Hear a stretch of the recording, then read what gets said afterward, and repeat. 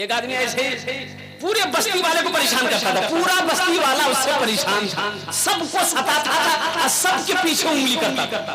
सब आदमी आजिज आ गया था उससे, आदमी उससे 10 हाथ दूर रहता था। आखिरी वक्त आ गया तो अपना बेटा को बुला, रे पूरे मोहल्ले वाले को बुलाओ, कहा कि अब मेरा आखिरी वक्त है, हम सबको सताए हैं, हम माफी मांगना चाहते हैं। तो उसका बेटा गया घरे घर बोल दिया, तो लोग जमा हो गए। बोला क्यों अब यो से हो गए? बोला नहीं भैया माफ कर दा हमारा, हम जो परेशान किए आप लोगों को माफ कर दिए, आखिरी टाइम है। तो लोगों ने कहा चलो भाई माफ किए, माफ कर दिए, अल्लाह तुमको माफ करेगा। तो वो मरने वाला कह रहा है कि बस ये एक मेरी वसीयत है, अगर आप लोग पूरी कर सकिए तो समझ लिए हमारी रूह को सुकून मिलेगा। तो गांव वाले ने कहा कि क्या वसीयत है? बोला कि वसीयत यही है कि जब हम मर जाएं तो आप लोगों को बहुत सताएं हम। इसलिए ना हमको ना मेरा पेट में वो बांस बांधिएगा। अब बांस बांध करके बीच मोहल्ले में खड़ा कर दिया, ताकि मोहल्ला वाला देखे तो सबको ये सबक याद हो कि जो इंसान किसी को सताता है तो उसकी यही सजा। तो मोहल्ले वालों ने कहा कि नहीं भाई हम लोग ये नहीं, ऐसा नहीं करेंगे। बोला नहीं भैया ये वसीयत है, क्या मरने वाले की वसीयत को आप लोग पूरी नहीं करेंगे?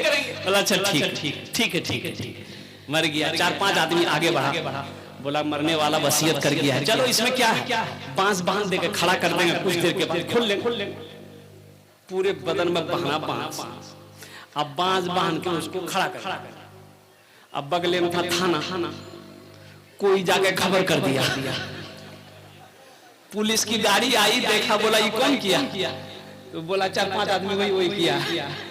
पुलिस गाड़ी में बैठाया, बोला चलो थाना से। बोला रे बाप रे बाप कितना खतरनाक आदमी जिन्हें बताओ, जब तक जिंदा रहा तब तक परेशान किया, मरने के बाद भी नहीं छोड़ा।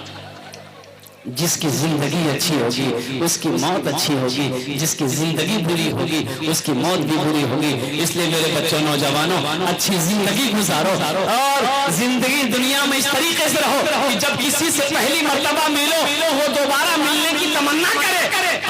जब मर जाओ तो कोई भी आदमी सुने तो ये कहे क्या कुछ भी कहिए, आदमी अच्छा था, अखलाक अच्छा था, किरदार अच्छा था। मरने के बाद कोई आपका क्या कहते हैं कि गीबत ना करे, चुगली ना करे, आपके शान में कोई अल्फाज इस्तेमाल ना करे। इसलिए मेरे बच्चों, नौजवानों, हे अल्लाह हमारा ये नौजवान, हमारा ये बच्चा यहाँ पर इस महफिल में आज जलसे में आया है, या अल्लाह इसके आने को, बैठने को, सुनने को अपनी बारगाह में कबूल अता फरमा ले।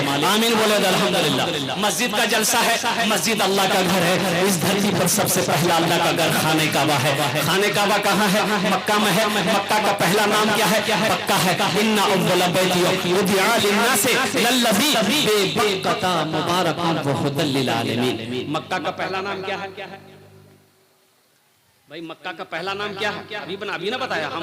बक्का की नाम से बोलो, भक्का है। अब ये ना बताया हम। इन्ना अव्वला बैतियों वुदिअ लिन्नासि लल्लज़ी बेबक्कता मुबारकन व हुदल लिल आलमीन। अल्लाह का पहला घर खाने काबा। अच्छा, अल्लाह को मस्जिदें बड़ी प्यारी है, बड़ा पसंद है। इस धरती पर अल्लाह के रसूल की बारगाह में एक नौजवान ने अर्ज किया, या रसूल अल्लाह, इस जमीन पर सबसे अच्छी जगह कौन सी है? अल्लाह के रसूल खामोश हैं। हजरत जिब्रील तशरीफ लाए, अल्लाह के रसूल ने इरशाद फरमाया, जिब्रील दुनिया में सबसे अच्छी जगह कौन सी है? कहा कि या रसूल अल्लाह मुझे पता नहीं है। कहा कि जा अल्लाह से पूछ तो सही। हजरत जिब्रील अमीन अलैहिस्सलातु व तस्लीम तशरीफ ले गए। कहा कि या अल्लाह, आपके महबूब का सवाल है कि दुनिया में सबसे अच्छी जगह कौन सी है? तो मेरे रब ने ऐलान किया, मेरे महबूब दुनिया में सबसे अच्छी जगह मस्जिदें हैं, सबसे प्यारी जगह मस्जिदें हैं, सबसे खूबसूरत जगह मस्जिदें हैं। अल्लाह के रसूल को पैगाम सुनाया तो अल्लाह के रसूल ने इरशाद फरमाया, सबसे अच्छी जगह मस्जिदें हैं, सबसे बुरी जगह बाजार है। मस्जिदों को आबाद करो। बताया गया कि जो वजू बनाकर मस्जिद के अंदर दाखिल हो जाता है वो अल्लाह का मेहमान हो जाता है। जो वजू बनाकर मस्जिद के अंदर दाखिल हो जाता है वो अल्लाह का मेहमान हो जाता है। नौजवानों, मस्जिदों को आबाद करो। जो मस्जिदों को आबाद करता है अल्लाह उसके घर को आबाद कर देगा, अल्लाह उसकी जिंदगी को आबाद कर देगा। इसलिए मस्जिदों से मोहब्बत करो, मस्जिदों को आबाद करो। इंशाअल्लाह मस्जिदों को आबाद करेंगे तो मस्जिद आबाद कैसे होगी? मस्जिद बनाने से, संगमरमर का पत्थर लगाने से।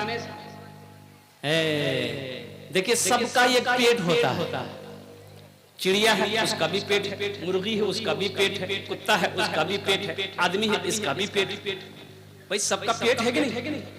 ये जो मस्जिद है इसका भी तो पेट है।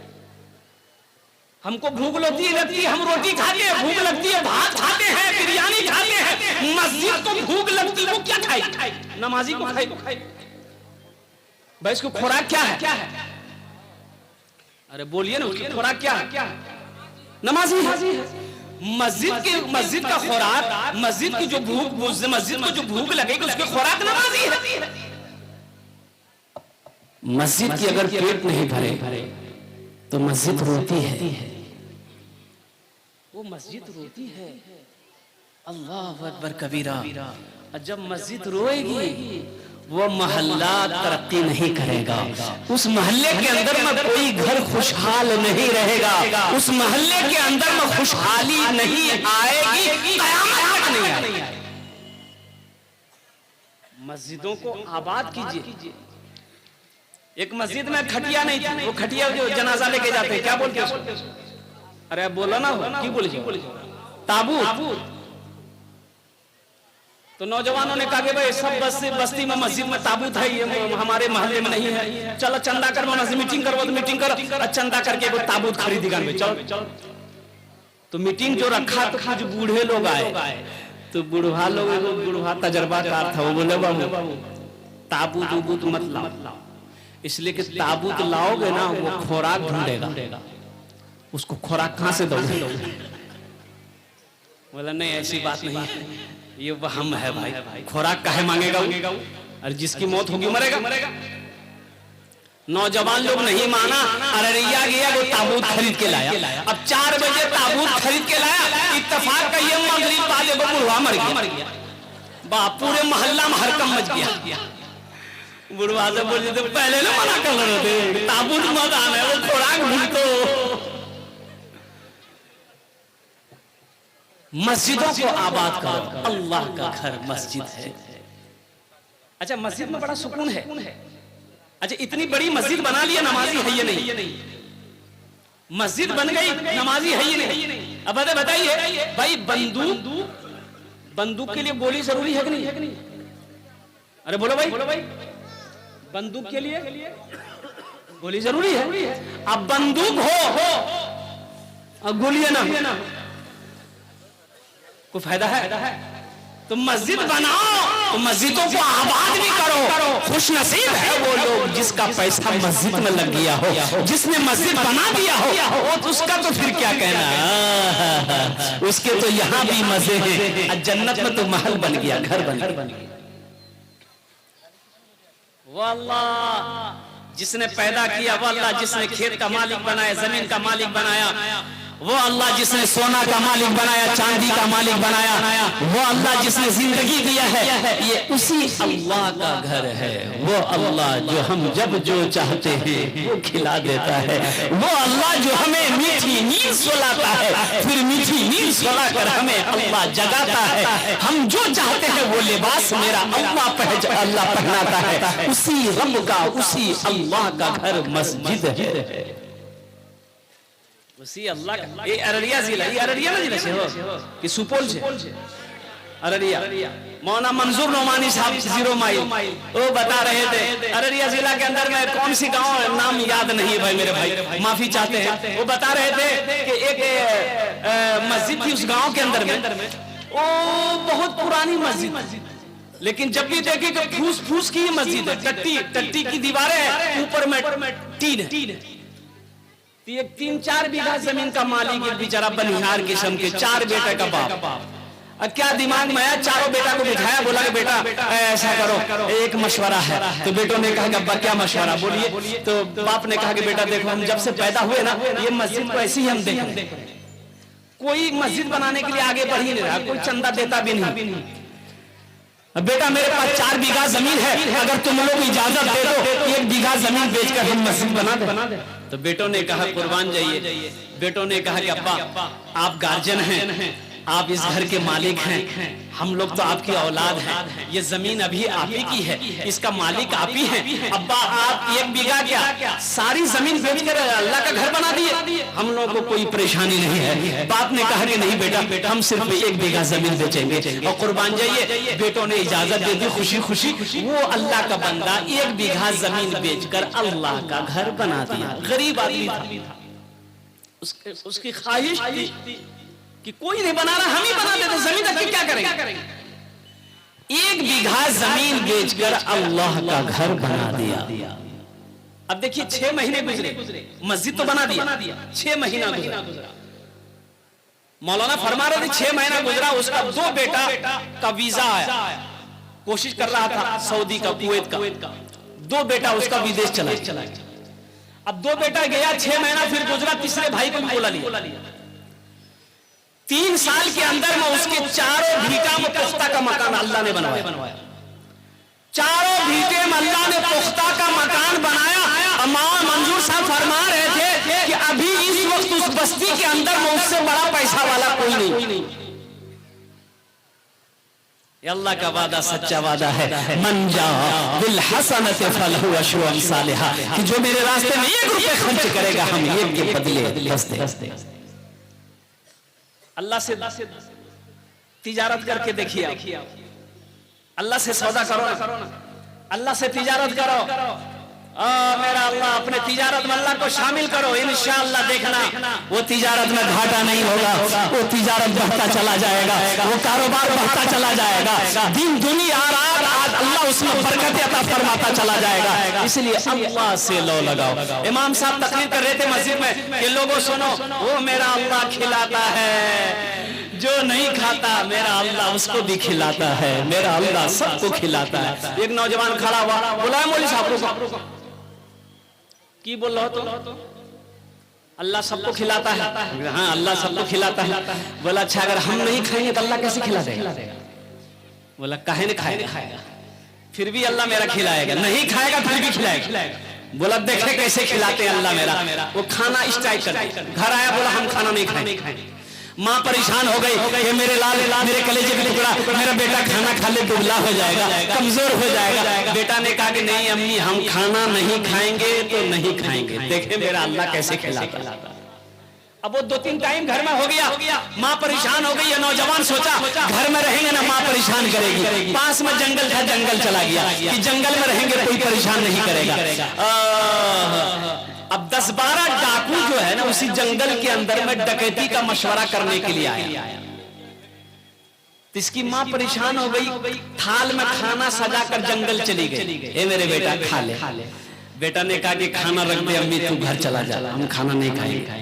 माँ खाना रख के चली आई कि भूख लगेगी ना खा ले। ये नौजवान सोचा खाने के पास बैठेंगे ना खाने को जी चाहेगा। इस जंगल का कोना से उस जंगल का कोना जाके सो गया। वो डाकू लोग जो आए जंगल में घुसा तो देखा कि थाल में खुशबूदार खाना, जायकादार खाना है। तो ये डाकू खाना चाहा, तो डाकू का सरदार ने मना किया कि हरगिज नहीं, इस खाने में हाथ ना लगाना, हो ना हो किसी की साजिश हो हम लोगों को मारने की, इस खाने में जहर हो सकता है। पता करो इस जंगल में कोई आदमी है क्या, कोई आदमी होगा जरूर, पकड़ के लिया। आदमी ढूंढना शुरू किया, देखा वो सोया हुआ है, पकड़ा कालर, बोला सरदार मिल खींच के लाया, खींच के डाकू सरदार कहा कि ये खाना किसने रखा। बोला हम रख लेंगे। बोला खो, बोला नहीं हम नहीं खाएंगे। बोला कैसे नहीं खाएगा, 50 जूता मारो। अब जूता बरसना शुरू हो गया। 50 कहाँ, अभी तो 25 जूता लगा था, इसको हाथ जोड़ के खड़ा हो गया कि अब मत मारिए, हम खाने के लिए तैयार है। खाना खाया, खाना खा के भागा मस्जिद इमाम साहब के पास। बोला इमाम साहब बहुत बहुत शुक्रिया, आप तो ये बोले कि अल्लाह सबको खिलाता है, लेकिन आप ये नहीं बोले कि जो नहीं खाता अल्लाह उसको जूता मार मार के खिलाता है। उसी अल्लाह का घर मस्जिद है, मेरे रब का घर मस्जिद है। इसलिए मेरे नौजवानों माशाअल्लाह, अल्हम्दुलिल्लाह। मेरे नौजवानों, मेरे बच्चों, अल्हम्दुलिल्लाह, ये इतनी बड़ी मस्जिद मैंने अभी ये मस्जिद देखा है। और सोमे साहब वो तो इस दुनिया में नहीं रहे, जिन्होंने, वो 3 भाई थे, इंतकाल कर गए, जिन्होंने मस्जिद की जमीन को वक्फ किया है। वो जन्नत में उसका तो महल बन ही गया। हमारे सोमे भाई और उनके दिगर जो 2 भाई इंतकाल के 3 भाई से थे, उन लोग, उनकी औलादें अभी यहाँ पर हैं, जिन्होंने जमीन की रजिस्ट्री करी है। मैं उनको सलाम करता हूँ मेरे भाइयों। उनकी जितनी तारीफ की जाए कम है, इसलिए कि जिसकी जमीन पर मस्जिद हो उसका क्या कहना। अरे मस्जिद बनाने वाला, जो मस्जिद दुनिया में मस्जिद बना दे, अल्लाह जन्नत में उसके लिए महल बना दे, और जिसकी जमीन पर अल्लाह का घर हो उसको क्या मकाम मिले। बात समझ रहे हैं ना? अरे जो दुनिया में अल्लाह का घर पैसा देकर बना दे, तो अल्लाह कहता है कि हम उसके लिए जन्नत में आलीशान महल बनाएंगे, और जो जमीन दे दे उसका कैसा महल होगा। दुआ कीजिए अल्लाह उन तीनों भाई को करवड़ करवड़ जन्नतुल फिरदौस में आला साला मकाम अता फरमा दे। आमीन बोले अल्हम्दुलिल्लाह, आमीन। माशाअल्लाह मुअज़्ज़ज़ सामीन किराम, अल्हम्दुलिल्लाह। तो ये मस्जिद को हालत आपकी नजरों के सामने है। अभी बहुत सारा काम बाकी है, छत ढलाई का काम बाकी है, तो इंशाअल्लाह इस काम को पूरा करेंगे। कितने लोग तैयार है? जरा हाथ उठाएं, हम दुआ कर देंगे इंशाअल्लाह। इंशाअल्लाह। वाह भाई वाह, हे ये तो सारे लोग तैयार हैं। इंशाअल्लाह मुझे अल्लाह की जात की उम्मीद है। देखिए आ गया, वाह 36,000।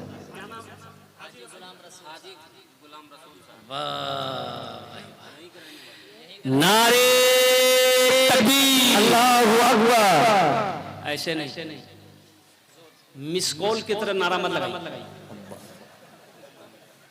धक्का वाला मिस कॉल नहीं। अरे बोलो ना,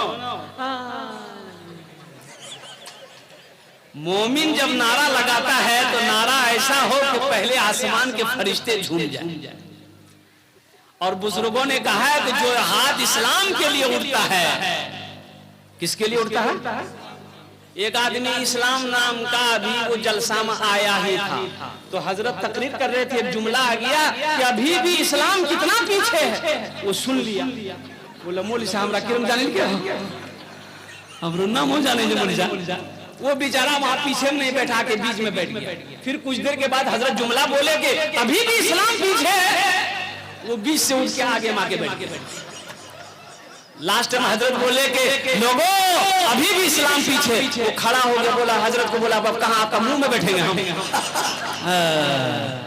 ये हमारे गुलाम। तो बुजुर्गों ने कहा कि जो हाथ इस्लाम के लिए उड़ता है, जो हाथ दीन के लिए उड़ता है, उस हाथ में कभी लकवा नहीं मारता है। तो जरा दोनों हाथ उठा के नारा लगाइए तो नारे तकबीर, अल्लाहु अकबर, नारे तकबीर, अल्लाहु अकबर। उलमाए किराम जिंदाबाद, फाज़े किराम जिंदाबाद, नौजवानान इस्लाम जिंदाबाद। माशाअल्लाह। देखिए सब हाथ उठाया डर से कि जलसा जे कहीं को भूल न भेजे। दुआ या अल्लाह ला इलाज मर्ज से या अल्लाह हमारे बच्चों को, नौजवानों को या अल्लाह हम सब की हिफाजत अता फरमा। आमीन आमीन। देखिए माशाअल्लाह अभी तो मैंने अभी अच्छा चंदा भी शुरू किए हम। अरे बोलो हम शुरू किए। जब शुरू नहीं किए तो ये आलम है, और जब शुरू करेंगे तो क्या आलम होगा। अल्हम्दुलिल्लाह ये 36,000 रुपए मेरे हाथों में आ गए हैं। ये हमारे अलहाज गुलाम रसूल साहब दामत बरकत हो, अल्लाह इनकी उम्र में बरकत अता फरमा दे। सेहत में, जिंदगी में, ईमान में, अमल में, खेत में, खलियान में, दाने दाने में, बाल बच्चों की उम्र में अल्लाह बरकत अता फरमा दे। या अल्लाह 7 नस्लों की इनकी बख्शिश व मग़फ़िरत अता फरमा दे। अल्लाह इनके माँ बाप को करबर करबर जन्नतुल फिरदौस में आला साला मकाम अता फरमा दे। आमीन बोले आमीन। हाजी गुलाम रसूल साहब ने 36,000 रुपए अल्हम्दुलिल्लाह ताउन किया है। बस ये पहले